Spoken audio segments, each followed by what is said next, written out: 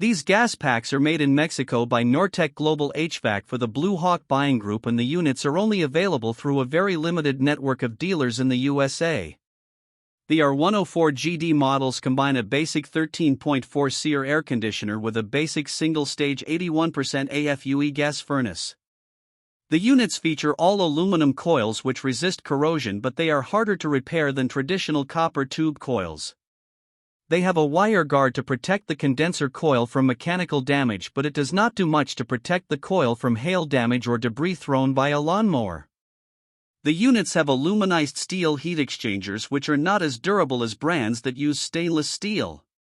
They use hot surface ignition which is more reliable than spark ignition, and they have a smart light control which adjusts the warm-up time of the igniter to extend its life. The guarantee on the units is pretty good and includes a 1-year quality pledge, but it is not as good as other brands. The brand does not offer models that qualify for the HvacRepairGuy Premium and Ultimate categories. This brand receives an overall 3-star budget pick rating from HvacRepairGuy. Please share your experiences with this brand in the comments section of the HvacRepairGuy YouTube channel.